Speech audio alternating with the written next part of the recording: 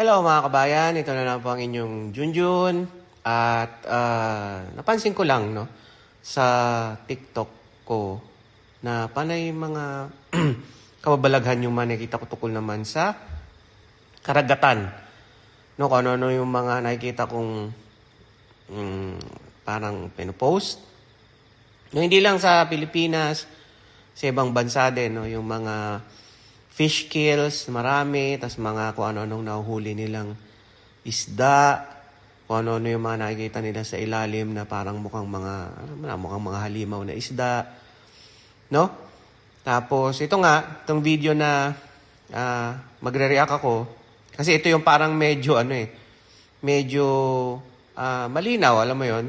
Diba, minsan pang mga video, sabi na, may nakita akong sirena or itong isda na to, ganito, ganyan. So, meron akong mga 5 na nakita na medyo alanganin ako, no? Pero itong video na papanoorin natin ay talaga siya, kung ito man ay deepfake o AI o ano man, napaka-realistic niya, no? So, yun nga guys, no, may kasabihan na kapag medyo yung mga lamang dagat natin naglalabasan. Diba? Kasabihan na matatanda yan wag naman sana. No? Pero merong medyo hindi magandang sakuna ang mangyayari. Pag ganyan ng mga... kasabihan lang naman yan ng ating mga matatanda. Hindi naman masama kung maniniwala tayo o hindi. Pero napansin ko lang sa mga TikTok na yun ang mga lumalabas. So, yan guys, panoorin natin ng video na to at sama-sama tayo na mag-react. Okay? Junjun is in!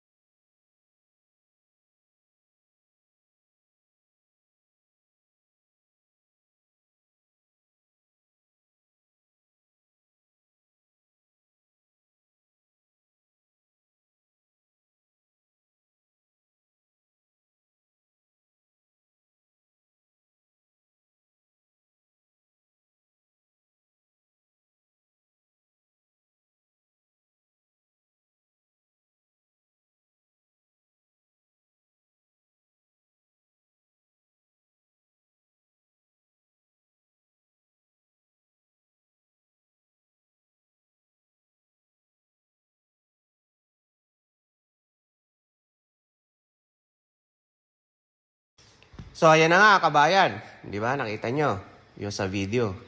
So, ano sa palagay nyo? No? Napaka-weird. Di ba?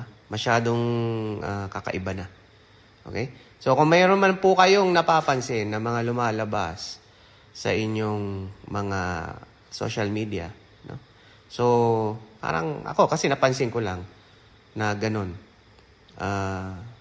Kasi nga, naalala ko nung bata ako, yung mga matatanda, no? Lola mo or kapitbahay nyo matanda, maraming mga kasabihan yan na kapag, di ba yung, yung mga pag uulan, di ba may malakas na ulan. So, minsan, makikita yung maraming ipis or maraming sekto, no? Nasa loob ng bahay. Dati, lumang bahay, wala namang mga screen. Alam niyo yung bintanang sinasara lang na gano'n na magkabilaan, kaliwat kanan, pag binuksan mo, ganyan. So, pag napansin na medyo maraming may insekto, lalo na yung mga, kung may ipis, no? Maakyat sa mga kisame, sa pader, gano'n. Sasabihin ng lola, ay, malakas ang ulan. Ganun. So, may mga parang, yung mga matatanda sa atin noon na, pa yun yung parang, mayroon ba silang mga alam noon na hindi natin alam. Di kagaya ngayon, mga kabataan. Pag mga kabataan ngayon, tumanda. Hindi nila alam yung mga ganyan, no? Yung mga ibon, di ba? Kunyari, yung mga ibon, makikita mo, marami ibon lumalayo doon sa lugar nyo. Ibig sabihin, baka medyo may mangyayaring masama doon sa lugar na yun. Malakas na ulan, may lindol, gano'n sa mga pangitain. So, ito po, yun nga, sabi ko, yung mga nakikita ko sa mga post ngayon, mga kung ano-anong mga lamang dagat, yung mga pinopost nila. So, wag naman sana po, maging safe tayo. So, wag naman sana. So yan lang po ang ating Junjun's reaction. Junjun out!